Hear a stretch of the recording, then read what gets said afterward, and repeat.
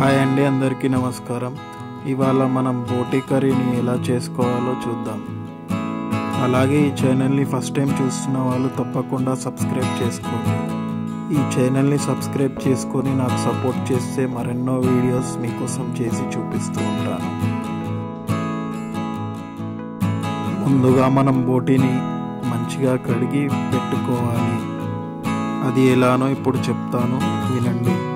బోటిని ముందుగా ఒక జాలి గిన్నెలో వేసుకొని అందులో ఉప్పు, పసుపు, ఇంకా 2 ఉల్లిగడ్డలను తీసుకొని కట్ చేసి అందులో వేసుకొని బాగా కలుపుకొని కడుక్కోవాలి.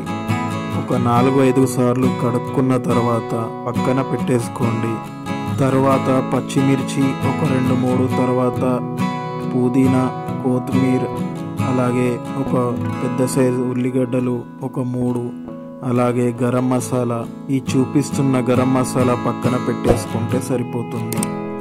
ఇప్పుడు ఒక మిక్సీ జార్లోకి మనం పక్కన పెట్టేసుకున్న గరం మసాలాని తీసుకొని అందులోకి వేసి గ్రైండ్ చేసుకొని పక్కన పెట్టేసుకోవాలి.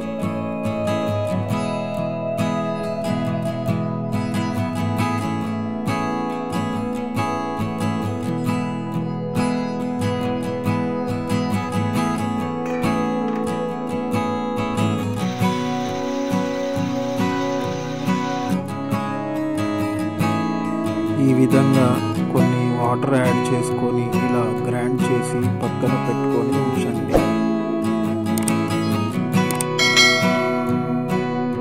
తర్వాత ఒక కుక్కర్ తీసుకొని స్టవ్ పైన పెట్టుకొని అందులోకి కొంచెం ఆయిల్ని వేసుకోండి. మనం తీసుకున్న గరం మసాలాలోంచి కొంచెం హోల్ గరం మసాలా ఆయిల్లో వేసుకోండి. తర్వాత అందులోకి ఉల్లి ముక్కలు అలాగే పచ్చిమిర్చిని కూడా వేసుకొని కలుపుకోండి.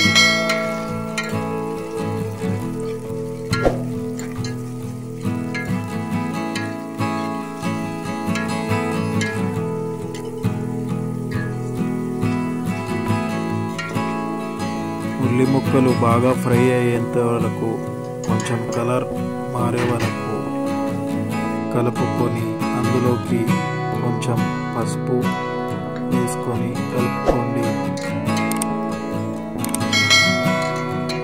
అలాగే ఇప్పుడు 1 టీ స్పూన్ అల్లం వెల్లుల్లి పేస్ట్ని వేసుకొని కలుపుకోండి. అల్లం వెల్లుల్లి పేస్ట్ వేసి కలుపుకున్న తర్వాత అందులోకి మనం కడిగి పెట్టుకున్న బోటీని వేసుకోండి. చెప్పడం మర్చిపోయానండి, ఫస్ట్గా మనం కడిగి పెట్టుకున్న బోటీని ఒక బౌల్ తీసుకొని అందులోకి వాటర్ పోసుకొని ఒక 10 నిమిషాలు ఉడికించుకోండి.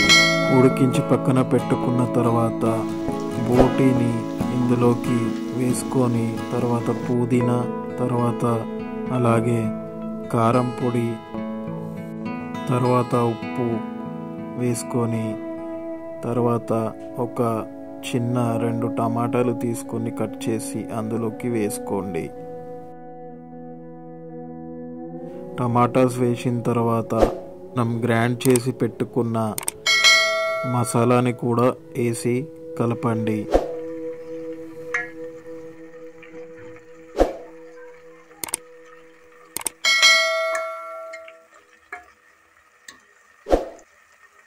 అలా కొద్దిసేపు కలిపిన తర్వాత అందులోకి ఒక 2 గ్లాసుల వాటర్ని యాడ్ చేయండి. 2 గ్లాసుల వాటర్ని యాడ్ చేసిన తర్వాత 6 నుంచి 7 విజిల్స్ వచ్చే వరకు ఉడికించుకొని మూత తీస్తే కర్రీ ఇలా అవుతుందండి. అంతే అండి, బోటి కర్రీని ఎలా చేయాలో చూశారు కదా. దయచేసి ఈ ఛానల్ని సబ్స్క్రైబ్ చేయండి, లైక్ చేయండి, షేర్ చేయండి. మీ సపోర్ట్ నాకు ఉంటే ఇంకా మరెన్నో రెసిపీస్ చేసి మీకు చూపిస్తూ ఉంటాను. Thank you.